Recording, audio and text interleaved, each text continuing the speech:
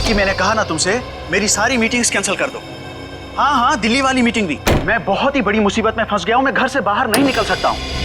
अजीब मुसीबत है, पैसा कम हो तो गरीबी परेशान करती है, और जब पैसे ज्यादा आ जाते हैं तो इनकम टैक्स वाले साथ आते हैं। ये तो अच्छा हुआ मुझे पता चला कि रेड पड़ने वाली है, नहीं तो पता नहीं क्या हो जाता।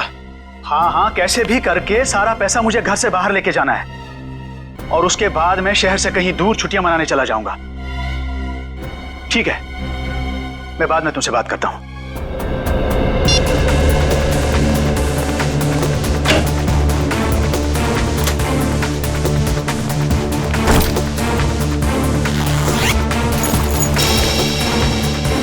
पैसा तो सारा ठीक ठाक ही लग रहा है।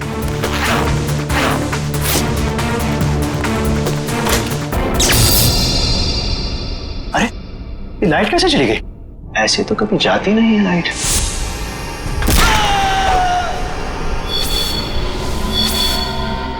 कौन हो तुम और क्यों कर रहे हो ये सब? तुम तो एक लेखक हो ना, जानते ही होगे कि कोई किसी की जान क्यों लेता है। जान लेने की 3 ही वजह होती है, पैसा, प्यार और बदला। मुझे तुमसे बदला लेना है। कैसा बदला? मैं तो तुमको जानता तक नहीं। तुम मुझे नहीं जानते, मगर अंकुश को तो जानते ही होगे ना। अंकुश? अंकुश अनंत, वो मेरे दिल के बहुत करीब था। तुमने उसकी जान ली, अब मैं तुम्हारी जान लूंगा। अंकुश आनंद की मौत का बदला? अरे तुम्हारा दिमाग खराब हो गया है क्या? अरे मुझे निकालो यहाँ से। अरे बचाओ, कोई है? हेल्प! अरे कोई बचाओ। कोई नहीं बचाएगा अब तुम्हें। जिस तरह तुमने अंकुश अनंत को तड़पा तड़पा के मारा था, ठीक उसी तरह मैं तुम्हें तड़पा तड़पा के मारूंगा।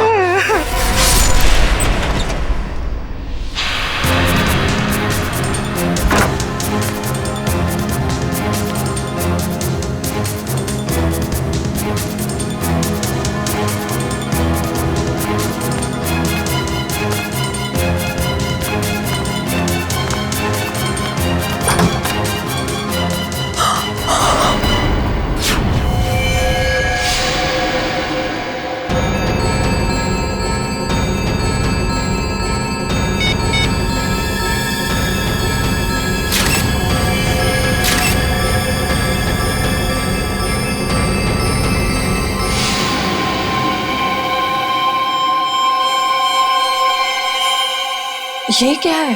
चाकू?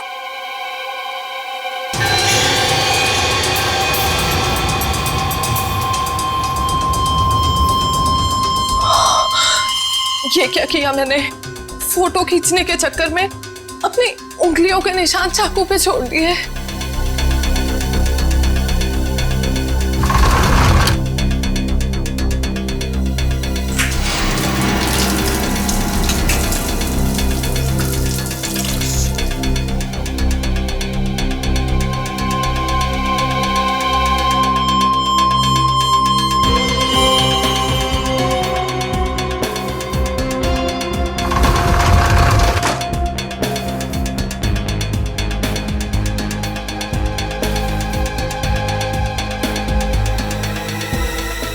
अभी बाहर के पब्लिक फोन से सीआईडी को फोन कर देती हूँ।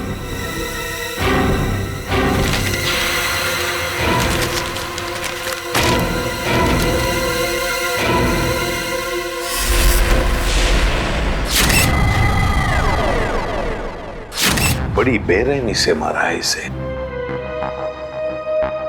गला तो पूरा चीर के रखा है। देखने से लगता है कि खूनी के दिल में इसके लिए बहुत नफरत थी। हाँ, बदला लेने के लिए किया गया खून है ये। वरना ये देखो, एक पैसे को हाथ नहीं लगाया, एक पैसे को भी।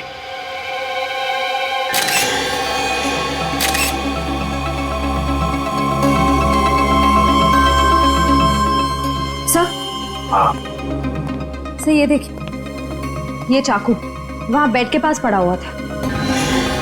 सर, इस चाकू पे तो जरा भी खून नहीं लगा हुआ है, बिल्कुल साफ है। श्रेया, स्प्रे मार के देखो जरा। सर,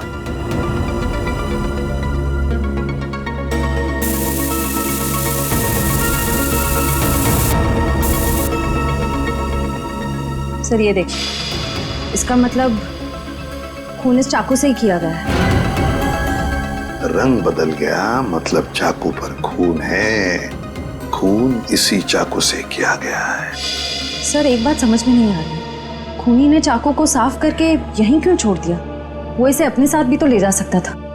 बिल्कुल, चाकू यहीं पर छोड़ के क्यों गया वो, और वो भी साफ करके? कोई ना कोई तो वजह जरूर है। सर, हाँ दगोड़िया जी का मैनेजर आ गया। आ गया? जी सर। ठीक है सचिन, बॉडी को फॉरेंसिक लैब भेजने का बंदोबस्त करो। अच्छा। इस मैनेजर से मिलता हूं।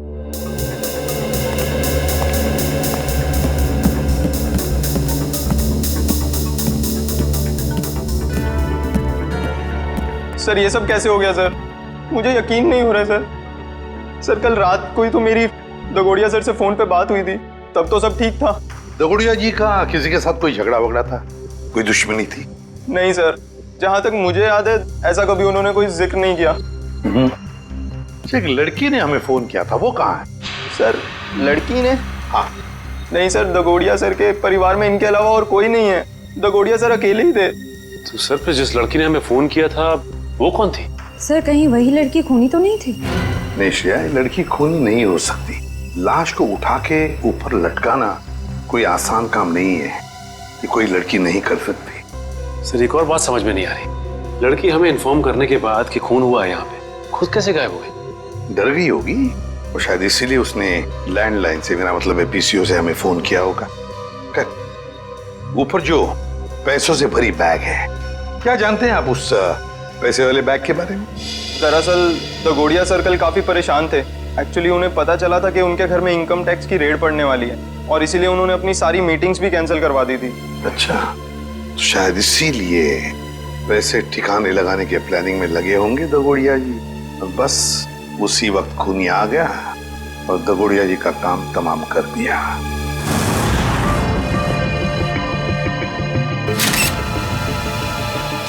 एक मिनट, ये देख रहे हो, इसके गाल पर ये नीला नीला निशान। हाँ सर। तो ये देखो, ये निशान दोनों तरफ। ये कोई जहर का चक्कर तो नहीं? हो सकता है सर, लेकिन वैभव ऐसा लगता है जैसे ये उंगलियों का निशान है। कहीं ऐसा तो नहीं कि खूनी ने इसका मुंह दबाने की कोशिश की हो? इसे देख के तो ऐसा ही लग रहा है सर। पर क्यों? कहीं ऐसा तो नहीं कि खूनी इसका मुंह खोलना चाहता हो सकता है। इसका मुंह देखना चाहिए खोल के।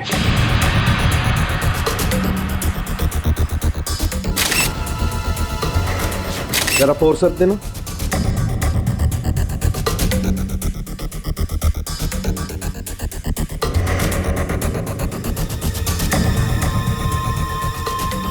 ये देखो, इसके मुंह में ये कागज का टुकड़ा, क्या हो सकता है ये?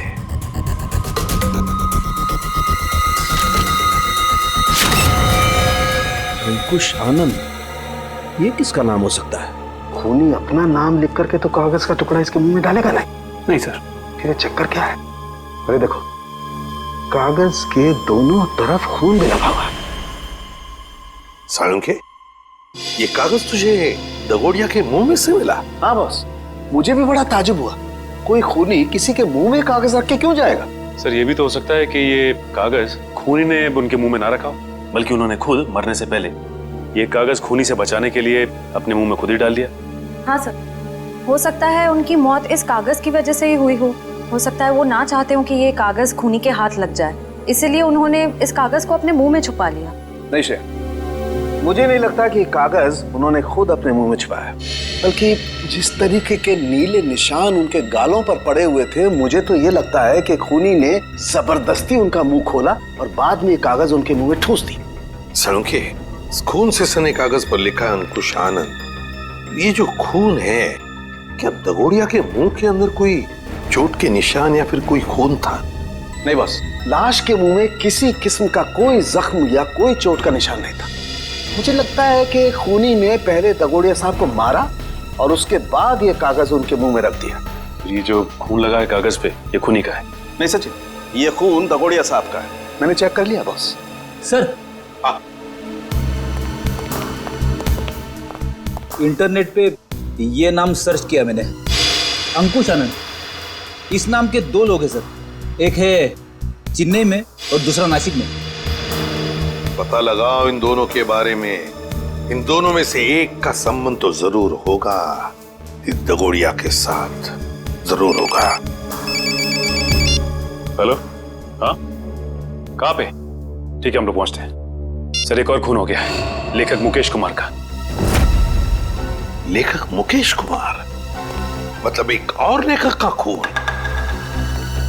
तो फिर जरूर इस मुकेश कुमार और दगोड़िया के खून में कोई ना कोई संबंध है, कोई ना कोई संबंध जरूर है।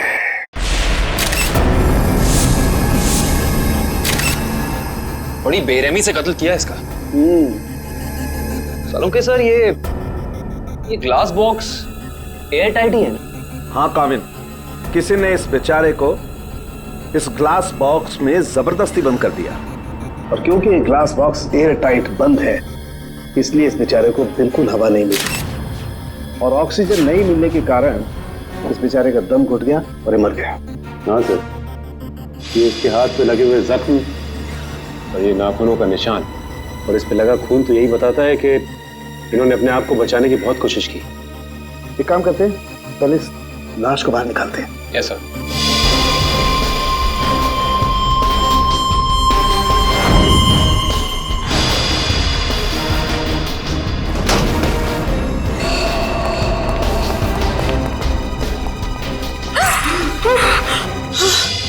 सर, पड़ोसियों को लेकर आया हूं, इन्होंने देखा है खूनी को अंदर आते हुए।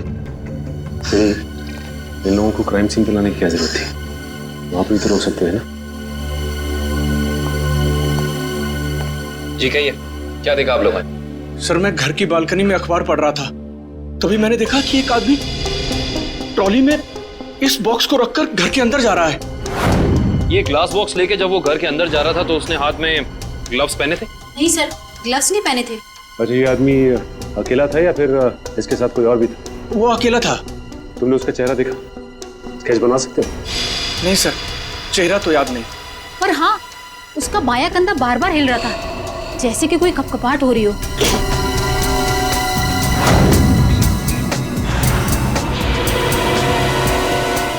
कैविन, यस सर। एक मिनट।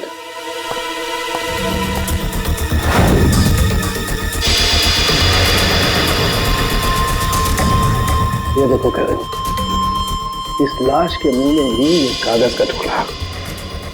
कहीं इस कागज के टुकड़े पे भी अंकुश आनंद का नाम तो नहीं लिखा? देखना पड़ेगा।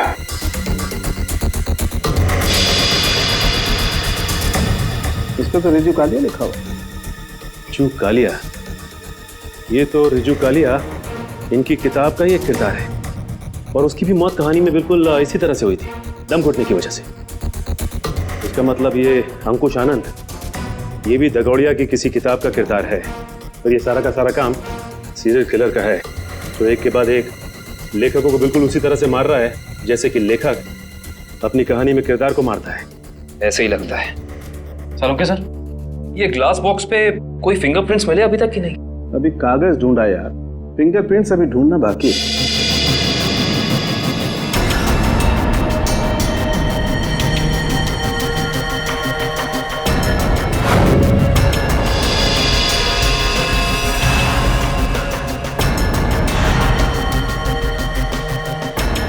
मैग्नीफाइंग ग्लास देना जरा।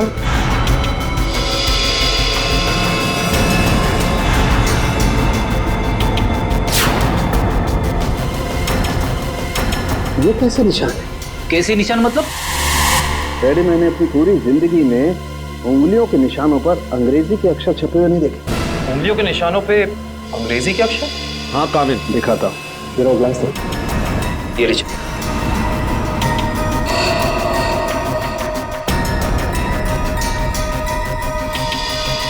ERIUN, देखो क्या चेक कर सकता है। पड़ोसी भी कह रहा था, ये ग्लास बॉक्स लेकर जो इंसान यहाँ आया था उसने ग्लव्स नहीं पहने थे।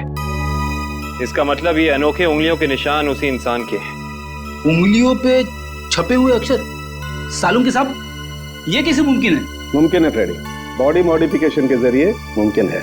लेकिन सालुंके साहब, अगर खूनी एक एक कदम फूक फूक के रख रहा है तो फिर उसने हैंड ग्लोव्स ना पहनने की गलती कैसे की? क्योंकि ये गलती नहीं है, बल्कि जानबूझ के किया गया है।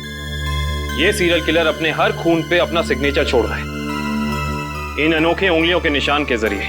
हाँ, और इस तरह के निशान हर आदमी अपनी उंगलियों पर बनवा भी नहीं सकता। और इस तरीके के निशान हर जगह बन भी नहीं सकते।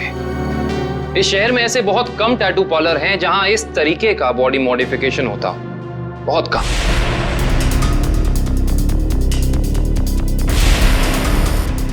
यस।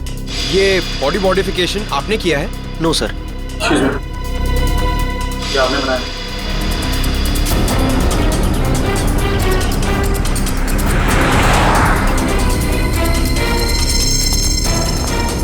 अभी बिजी हूं मैं, बाद में आना। हम भी बहुत बिजी रहने वाले लोग हैं, बाद में आने का वक्त नहीं है हमारे पास।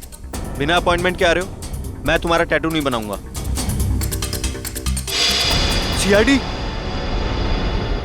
शिवा, बाद में आना। क्या हुआ सर? मैंने कुछ किया क्या? शहर में कुछ खून हो रहे हैं। खून? किताब लिखने वाले लेखकों के। लेखकों के? पर मैं तो टैटू आर्टिस्ट हूं सर, मेरा क्या लेना देना इससे? हो सकता है कुछ लेना देना हो। मैं समझा नहीं सर। बॉडी मॉडिफिकेशन भी करते हो ना तुम? जी हाँ सर, मेरे पास लाइसेंस भी है, मैं दिखाता हूँ। कोई जरूरत नहीं। ये फोटो ध्यान से देखो। ये त्रिकोण वाली कलाकारी तुमने दिखाई थी किसी के हाथ पे? जी हाँ सर, मैंने की थी, पर मुझे नहीं पता था कि ये किलर होगा सर। पता है हमें, डरो मत। हाँ, लेकिन इस इंसान की कोई ना कोई डिटेल तो जरूर होगी तुम्हारे पास, है ना? जी हाँ सर, मैं 1 मिनट में लेके आता हूँ सर।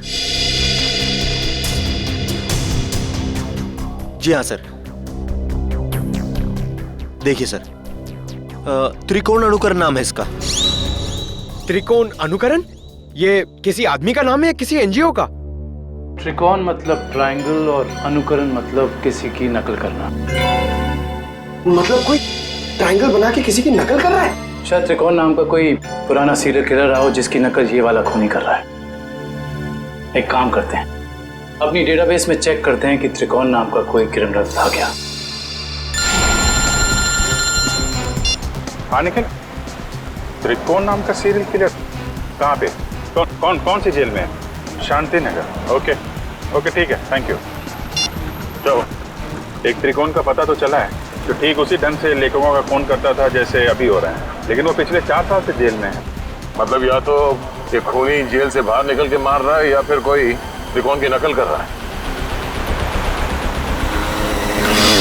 अब जी, सारांश।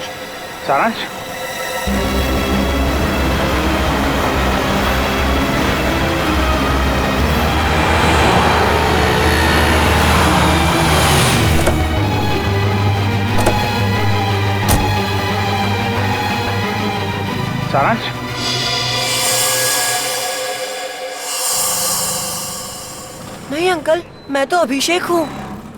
माफ करना, हम इसे कोई और समझ बैठे।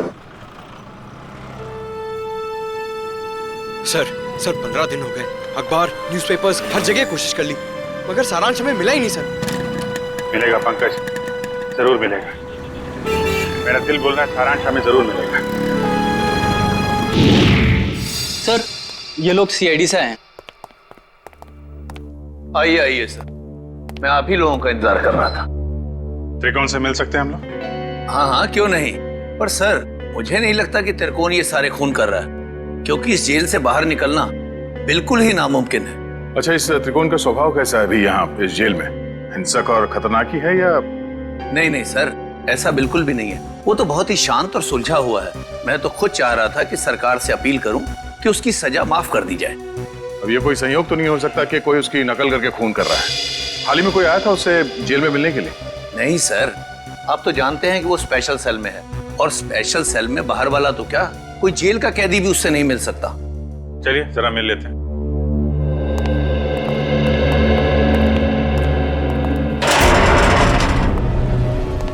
त्रिकोण, देखो तुम्हारे लिए आज कितने खुशी का दिन है। इतने सालों के बाद तुमसे सीआईडी वाले मिलने आए। क्या बात है जेलर साहब, आज आपका कानून मुझ पे इतना मेहरबान क्यों है? मेहरबान नहीं हुआ, बस ये समझ लो कि तुमसे ये पूछने आए कि जेल में बैठे बैठे तुमने दोबारा खून करना कैसे शुरू कर दिया? कमाल है आप लोगों का भी। इतने सालों से मुझे इस जेल में कैद करके रखा है, लेकिन शक करने की आदत आप लोगों की गई नहीं। तो फिर कौन है वो जो बाहर लेखकों के खून कर रहा है ठीक तुम्हारी तरीके से, और तुम्हारी तरीके से कंधे उचकाता है? कौन हो सकता है जो मेरी तरह खून कर रहा है? शायद तुम्हारा कोई परिवार वाला, कोई दोस्त या कोई रिश्तेदार। कोई नहीं है मेरा। बचपन अनाथालय में बीता है और जवानी जुर्म की सड़कों पर। तो तुम ये कहना चाहते हो कि तुम्हारे खून करने के तरीके के बारे में किसी और को मालूम नहीं है? किसी को नहीं। तुम्हें किसी पे शक है? देखो, जो कुछ मालूम है बता दो, शायद हम किसी की जिंदगी बचाने में कामयाब हो जाए। क्या आपकी मदद करने से मेरी सजा कम हो सकती है? वादा नहीं कर सकते, लेकिन अगर तुम्हारी मदद से हम उस नकलची खूनी को पकड़ लेंगे तो दरख्वास्त जरूर करेंगे सरकार से तुम्हारी सजा कम हो जाए। ठीक है, मुझे उम्मीद है कि आप अपने शब्द भविष्य में आगे जरूर याद रखेंगे। मुझे लगता है कि वो मेरे लेखन पढ़ के ठीक उसी तरह खून कर रहा है। तुम्हारा लेखन? हाँ, पढ़ते पढ़ते कभी याद ही नहीं रहा कि मुझे भी लेखन का शौक हो गया है और मैं लिखने लगा। हर रोज रात को सोने से पहले मैं अपने विचार उस डायरी में व्यक्त करने लगा। मतलब मारने का प्लान, मारने का तरीका, उसका नाम, सब कुछ तुम उस डायरी में लिखते थे? जी हाँ, मुझे लगता है कि वो डायरी उसके हाथ लग गई और वो मेरे विचारों से प्रभावित होकर ठीक उसी तरह जुर्म के रास्ते पर आगे बढ़ चुका है। कहाँ रखी, कहाँ थी तुमने वो डायरी? अनाथालय में छोड़ आया हूँ अपने अतीत के वो पन्नों को। जी, मैं सुरेश बोल रहा हूँ, जी के नगर अनाथालय से। वो जो आप बच्चों की किताबें भेजने वाले थे। ठीक है, मैं शाम को आके ले लूंगा। हाँ जी, नमस्ते। कहिए। सीआईडी? क्या बात है सर? जो बात हम आपसे करना चाहते हैं उसका संबंध त्रिकोण से है। त्रिकोण? मुझे पता था कि एक न एक दिन त्रिकोण की वजह से यहाँ पुलिस या सीआईडी जरूर आएगी। क्या आप पहले से ही जानते थे कि त्रिकोण गुनाह के रास्ते पर चलने वाला था? नहीं, उसे तो यहाँ से निकले हुए जमाना हो गया। जब वो यहाँ आया था तब सिर्फ 12 साल का था। तो क्या वो बचपन से ही हिंसक स्वभाव का था? नहीं सर, हिंसक स्वभाव का तो नहीं था वो, लेकिन वो घंटों घंटों एकांत में बैठना पसंद करता था। किसी से ज्यादा बात भी नहीं करता था। मतलब वो अकेले बैठ के सिर्फ किताबें पढ़ता था? आपको कैसे पता सर? क्योंकि हम मिल चुके हैं उससे। फिलहाल वो जेल में है। ज्यादातर अपराधों की ही किताबें पढ़ा करता था वो। किताबों के पन्नों में डूबकर एक अलग ही दुनिया में चला जाता था। किताबों के किरदारों से बातें करने लगता था कि तुमने खाना खाया या नहीं। कभी कभी तो मैं डर जाता था कि इसका ये जुनून एक मानसिक बीमारी ना बन जाए। आपका डर बिल्कुल ठीक निकला। उसके इसी मानसिक बीमारी ने उसे मजबूर किया उन लेखकों को मारने पे जिनके उपन्यास वो पढ़ता था और जिनके लेखन से वो काफी प्रभावित था।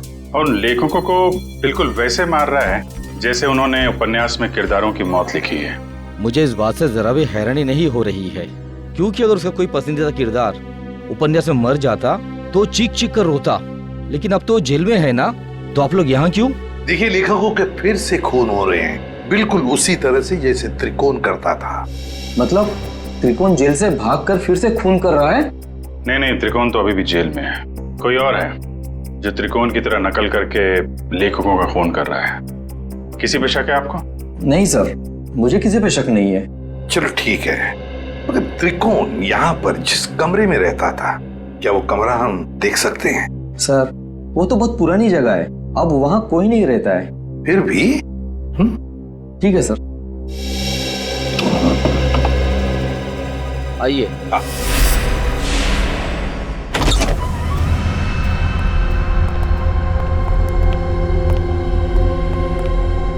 तो ये है त्रिकोण का कमरा। मैनेजर साहब, त्रिकोण के पास एक डायरी हुआ करती थी, कुछ जानते हो उस डायरी के बारे में? नहीं सर, हमें तो ऐसी कोई डायरी नहीं मिली। वैसे आप देख सकते हैं सर, यहाँ पे कुछ पुरानी किताबें पड़ी है, शायद उसमें हो। देखो फ्रेंड, किताबों को ऐसे क्यों रखा गया? संभाल के क्यों नहीं रखा? ऐसे तो दीमक खा जाएंगे इसे। माफ करना सर, दरअसल इस कमरे की तरफ मैंने ध्यान ही नहीं दिया।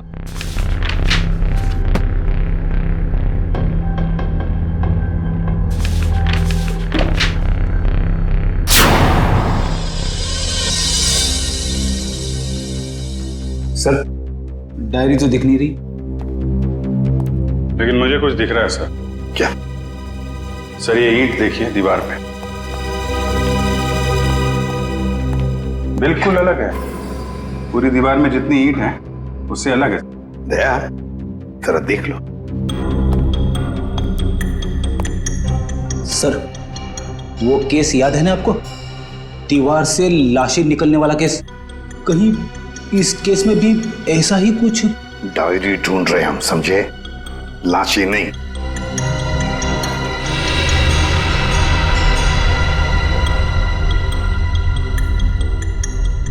नहीं फ्रेडी, या लाश से दूर एक किताब भी नहीं रख सकते हैं। सर, देखिए, फाइल कार्ड है। हाँ, त्रिकोण। मतलब वो नकलची खूनी डायरी निकाल के ले गया। अभिजीत, ये जरूर त्रिकोण के डायरी का कवर है। मतलब यहाँ जो भी आया था वो जानता था कि त्रिकोण ने अपनी डायरी कहाँ छुपा के रखी है। ये यहाँ त्रिकोण के बाद में कोई रहता था? हाँ सर, एक लड़का रहा करता था, सुंदर नाम था उसका। ये सुंदर बाद में भी कभी आया था यहाँ इस कमरे में? हाँ सर, आया था। महीने भर पहले वो मुझसे मिलने आया था और कुछ दिन यहाँ रहा भी हो, अपनी पुरानी यादें ताजा करने के लिए। अच्छा, सुंदर। सुंदर का पता तो होगा ना आपके पास?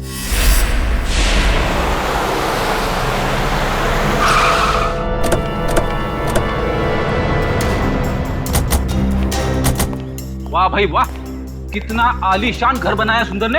अंदर चल के देखते हैं और क्या क्या आलीशान राज छिपा रखे हैं सुंदर ने। दरवाजा तो खुला हुआ है, कहीं भाग तो नहीं गया सुंदर? लगता है कुछ गड़बड़ है। सुंदर! ओह माय गॉड, वो देखो।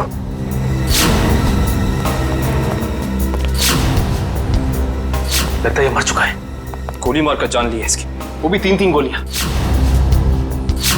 खून भी गीला है, मतलब कातिल आसपास ही है, यहीं कहीं।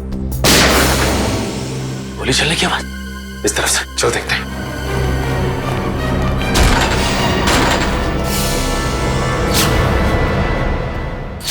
देखो से। सुंदर जी, हाथ ऊपर।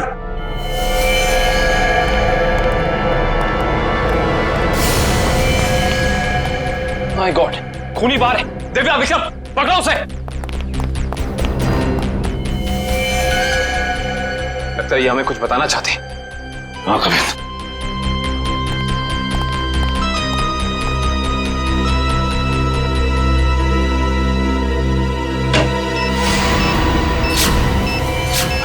यहाँ बॉल है, सिर्फ 30 सेकंड बाकी है, निकलते हैं यहाँ से।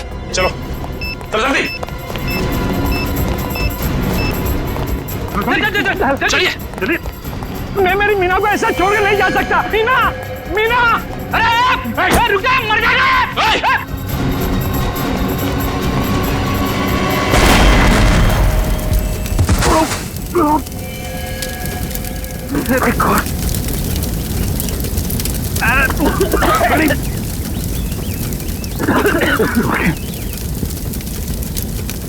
लगता है बीवी और नौकर के साथ साथ सुंदर जी भी मारे गए। सर, आप लोग ठीक तो हैं सर? हाँ, हम सब ठीक है। उस खूनी का क्या हुआ? सर, वो निकल गया। निकल गया? वाह, मतलब तुम लोग समझ पाने से पहले ही ब्लास्ट हो गया। वो आदमी तुम्हारे हाथ से निकला और ब्लास्ट पे मर गया। वाह। हाँ सर, वो सुंदर की पत्नी और नौकर को तो पहले ही मार चुका था। बस वो यही चाहता था कि सुंदर भी मर जाए और हम ये केस बंद करते हैं। सचिन, तुम्हारे कहने का मतलब है कि सुंदर असली सीरियल किलर नहीं है? नहीं सर, उस किलर को हमने भागते हुए देखा सर। हम लोग उसे पकड़ नहीं पाए। सर एक बात और, जब वो भाग रहा था तो अपने कंधे को बार बार झटक रहा था सर। असली किलर भागते वक्त कंधे झटक रहा था। सुंदर असली किलर नहीं है।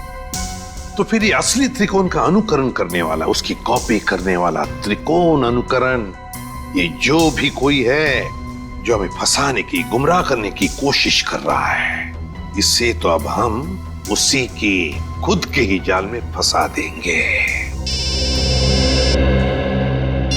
हेलो, एक और खून? लेखक कुशल। ठीक है माता। लेखक कुशल का खून? ये त्रिकोण अनुकरण तो खून पे खून किए जा रहा है। लेकिन सर, ये त्रिकोण अनुकरण एक के बाद एक लेखकों को ही क्यों मार रहा है? वही तो फ्रेडी, वही तो। 3-3 लेखकों को मार चुका है ये त्रिकोण अनुकरण। जरूर इसके पीछे कोई ना कोई राज है। कोई ना कोई राज है जो असली त्रिकोण हमसे छुपा रहा है। सुंदर बॉम्ब ब्लास्ट में मारा गया? हाँ, और उसके बाद एक और लेखक कुशल का भी खून हो गया। अभी तो आप कह रहे थे कि सुंदर ही वो नकलची खूनी है। अगर सुंदर मारा गया तो फिर कुशल को किसने मारा? बंद करो ये ड्रामा, समझे? सुंदर के घर के बाहर जो मुजरिम भाग रहा था वो भी अपने कंधे को वैसे ही झटक रहा है जैसे तू झटक रहा है भाई। अब ये बताओ कि तुम इस जेल से बाहर जाते कैसे हो? हाँ? राज क्या है इसके पीछे? सब कैसी बातें करते हैं आप हैं? आम जेल से कैदी का भागना इतना मुश्किल है, तो फिर आपको लगता है कि मैं इस खास जेल से इतनी पहरेदारी होने के बावजूद भाग सकता हूँ? तुम्हारे अनाथालय वाले कमरे में सुंदर के अलावा कोई और नहीं रहा था, तो वो डायरी किसी और ने कैसे पढ़ी? किसी ने वो डायरी पढ़ी या नहीं पढ़ी ये मुझे नहीं मालूम है, लेकिन मेरी डायरी में अगला नाम उस कुशल का था जिसे मैं मारना चाहता था। मतलब उस लिस्ट में किस किस के नाम है तुम्हें अभी भी याद है? जी मेरे पास लिस्ट है, आप चाहें तो मैं उसकी एक कॉपी दे सकता हूँ।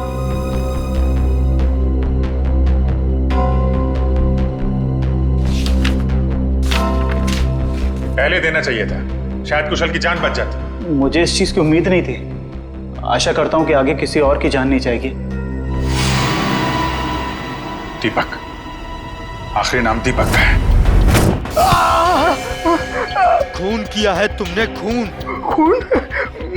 मैंने किसी का खून नहीं किया, मैं तो एक मामूली सा लेखक हूँ। शेखर? भूल गए शेखर को? कौन शेखर? मैं किसी शेखर को नहीं जानता। तुम्हारी किताब खूनी मंजिल का किरदार शेखर। अरे पागल हो गया क्या? वो कोई असली में शेखर इंसान थोड़ी ना है, वो तो मेरी कहानी का एक कैरेक्टर है, मेरा पात्र है वो। चल राइटर साहब, आपको थोड़ा सेंसिटिव होना चाहिए। आप इस तरह जल्दी करेंगे तो कैसे चलेगा? हाँ, अब आप भी जरा इस दर्द को महसूस करिए।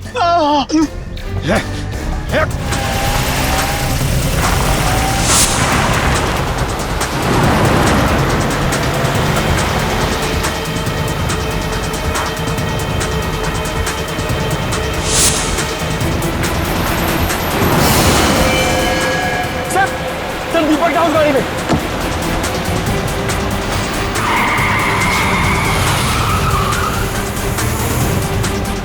उसमें? हाँ सर।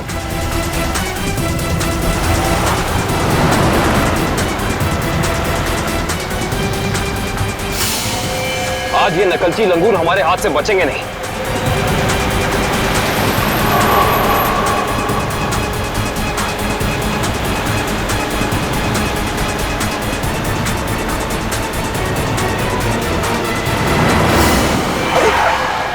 ये कौन आ गया? कोई शराबी होगा सर, इसकी वजह से हमारा खून ही हाथ से निकल जाएगा।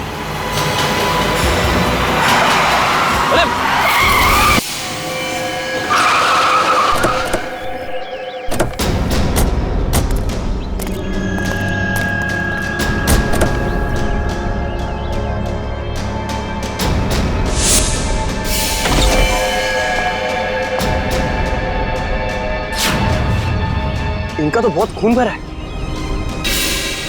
सर वो फोटोज कैसी है? फोटोज? एक सेकंड।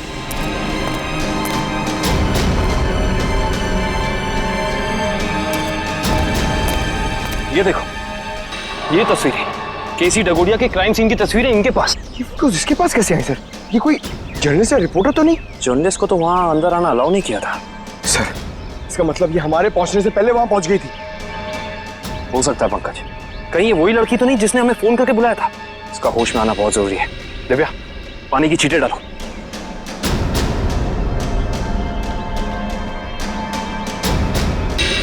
मैडम आप ठीक तो हैं? आप ठीक तो है ना? हाँ मैं ठीक हूँ। हम लोग सीआईडी से हैं। ये तस्वीरें आपके पास कहाँ से आई? देखिए मैडम, जो भी आपको पता है हमें सब साफ साफ बता दीजिए, वरना इन लेखकों के खून में आप फंस जाएंगे। देखिए सर, मैं तो डगोरिया साहब की असिस्टेंट हूँ। वो मेरी मदद कर रहे थे मेरा पहला क्राइम नॉवल लिखने में, लेकिन उस दिन जब मैं उनके यहाँ पहुंची तो उनका खून हो चुका था। फिर मेरे दिमाग में एक आइडिया आया, मैंने सोचा कि क्यों ना मैं इस पे एक नॉवल लिखूं।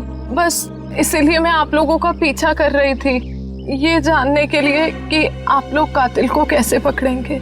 आप हमारा पीछा कर रही थी, इसका मतलब आप जानती थी कि हम कौन हैं। हाँ। अपनी नॉवल में ये भी लिख देना कि तुम्हारी वजह से खूनी हमारे हाथ से निकल गया। देखिए सर, मुझे माफ कर दीजिएगा, मैंने ये सब जानबूझ के नहीं किया। वो मेरी गाड़ी का ब्रेक अचानक फेल हो गया था, इसीलिए। सुनिए, अगर आपकी इस गलती की वजह से दीपक को अपनी जान गंवानी पड़ी ना, तो ये कानून आपको कभी माफ नहीं करेगा।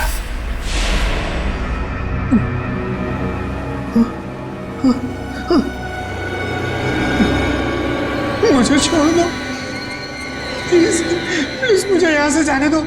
जाने ही तो दे रहा हूं तुझे। बहुत जल्द तू भी शेखर के पास पहुंच जाएगा। इसी तरह कुर्सी पर बांधकर मौत दी थी ना तूने उसे, अब तोहफे में तुझे भी यही मौत मिलेगी। बस थोड़ा सा इंतजार। इस मौत के उपन्यास का लेखक रचयिता भी आ रहा है तेरा साथ देने के लिए। त्रिकोण। सर जेलर साहब अंदर नहीं है।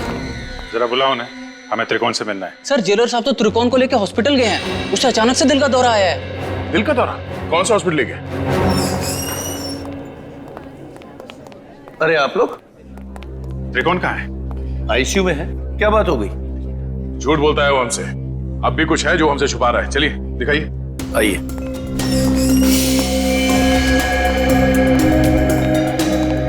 कहाँ है ये त्रिकोण? कहाँ है? अभी तो यही था, कहाँ चला गया? सर कहीं वो हॉस्पिटल से भाग तो नहीं गया दीपक को मारने के लिए? भाग कैसे सकता है? यहाँ कौन था? कौन वार्ड बॉय था यहाँ पे? सर मकरंद था। ये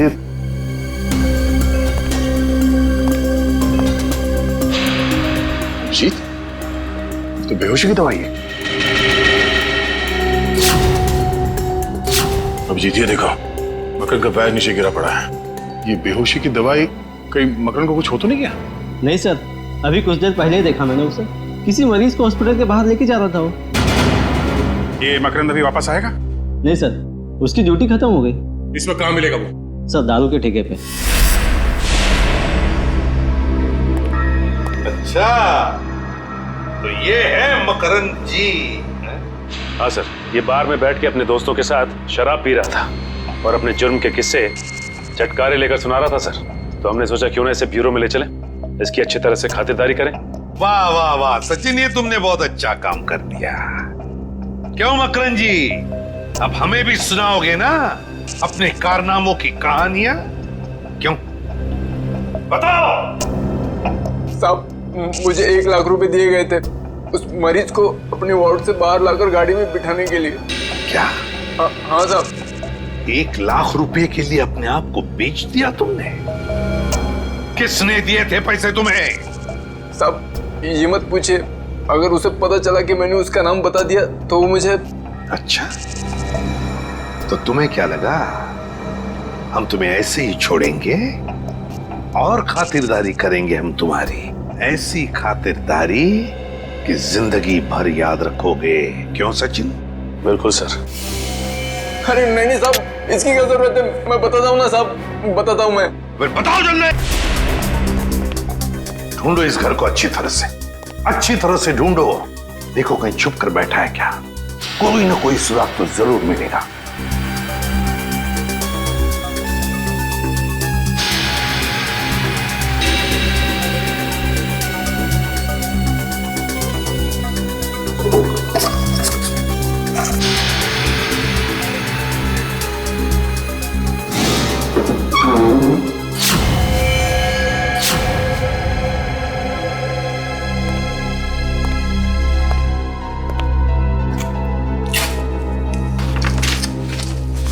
सर, हाँ ये देखिए सर, ये कैबिनेट के पीछे कुछ रखा हुआ था। कागज है? हाँ सर, पेपर्स ही है। डायरी के पन्ने हैं? अरे ये तो त्रिकोण की डायरी के पन्ने हैं। यही तो हम ढूंढ रहे थे उस अनाथ आश्रम में। My God. क्या हुआ सर? श्रेया, इसमें लिखा है कि दीपक वो आखिरी लेखक है, दीपक जिसकी वो जान लेना चाहता है।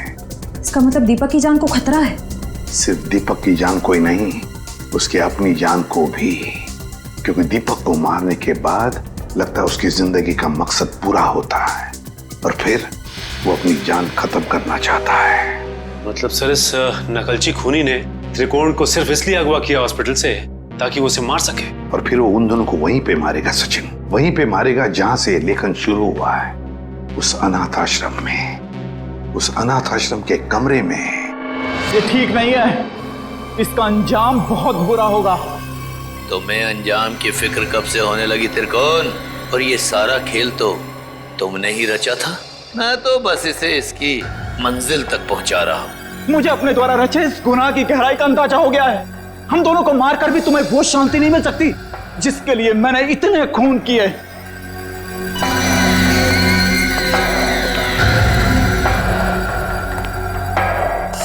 हाँ हाँ क्यों नहीं, पर मुझे नहीं लगता कि ये सारे खून त्रिकोण ही कर रहा है। बहुत देर हो चुकी है त्रिकोण। तेरे प्रवचन अब ना तो तेरी जान बचा सकते हैं और ना ही दीपक की। नहीं चला, तुम ऐसा नहीं कर सकते। अब तुझे मैं बिल्कुल वैसे ही मारूंगा जैसे त्रिकोण ने अपने उपन्यास में लिखा था। नहीं चला तुम। मुझे मत मारो, मुझे जाने दो। बस होगा तुम्हारा खेल। अब अगर कोई हरकत की ना तुमने तो तेरा वो हाल करेंगे तो सोच भी नहीं सकता। सीआईडी, तो आखिर मेरा भेद खुल ही गया। तो अब तुम लोग मुझे फांसी पर चढ़ाए बिना तो छोड़ोगे नहीं। तो क्यों ना मैं फांसी पर चढ़ने से पहले इन दोनों को मार के अपना मकसद पूरा कर लूं।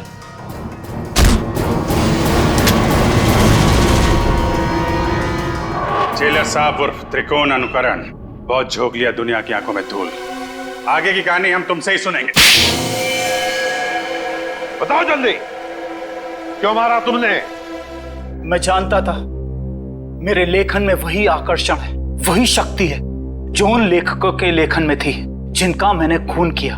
और इसीलिए त्रिकोण ने मुझे इसके अनाथालय भेजा ताकि इसकी डायरी के बहाने मैं इसका लेखन पढ़ सकूं और इसका फैन हो जाऊं, और ऐसा फैन हो जाऊं कि ये मुझसे जो चाहे वो करवा सके।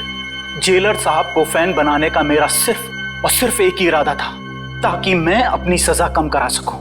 इसलिए मैंने अपने हिसाब से इन्हें खून करने पर मजबूर किया ताकि मैं आप लोगों की मदद से सुंदर को पकड़वा सकूं और अपनी सजा कम करा सकूं। और सुंदर को बलि का बकरा बनाने के बाद मुझे इस बात का अंदेशा हुआ कि त्रिकोण का सपना कभी पूरा नहीं होगा। इसके लिए कुशल, दीपक और त्रिकोण की जान लेना भी जरूरी है। तो मैंने त्रिकोण के खाने में एक दवा मिला दी जिससे इसको दिल का दौरा पड़े, और फिर मैं इसे अस्पताल से अगवा करके इसको इसकी मंजिल तक पहुंचा सकूं। अगर सीआईडी को सुंदर की लाश मिल गई तो शायद वो सीरियल किलर को ढूंढना बंद कर दें, मगर फिर त्रिकोण के उस सपने का क्या होगा? उन सब लेखकों को मार के मोक्ष प्राप्त करने का सपना? नहीं, मैं पूरा करूंगा त्रिकोण का वो सपना। मैं त्रिकोण को गुमराह होने नहीं दे सकता। उन सब लेखकों को मैं मारूंगा और फिर उसके बाद त्रिकोण को भी मैं जिंदगी की जंजीरों से मुक्त कर दूंगा, जैसा कि वो चाहता है। सुंदर के मरने के बाद आप लोग कुशल की मौत की खबर लेकर आए तो मैं समझ गया ये जेलर किसी को नहीं छोड़ेगा, एक एक करके सबको मार देगा और अंत में मुझे मार देगा। तो और क्या करता? तुम्हारे लेखन में कशिश इतनी है। फिर मैं समझ गया अगर मुझे बचना है तो उसका सिर्फ एक ही रास्ता है, सीआईडी को तुम तक पहुंचाना, दीपक के घर। वाह रे वाह, कानून का रखवाला, वाह। और ऐसा घिनौना काम, एक मुजरिम का साथ दिया तुमने। मैं जानता था कि सीआईडी कभी ना कभी पूरा सच जान लेगी, मगर मैं क्या करता? इसके लेखन के आगे मैं बेबस हो गया था और इसके शब्दों के माया जाल में मैं एक खूनी बन गया, एक सीरियल किलर। चुप! बकवास, बकवास है सब। तुम दोनों ने मिलकर कितने सारे मासूम लोगों की जानें ली। तुम्हें तो जीने का कोई हक ही नहीं। कानून तो तुम दोनों को फांसी ही देगी, फांसी।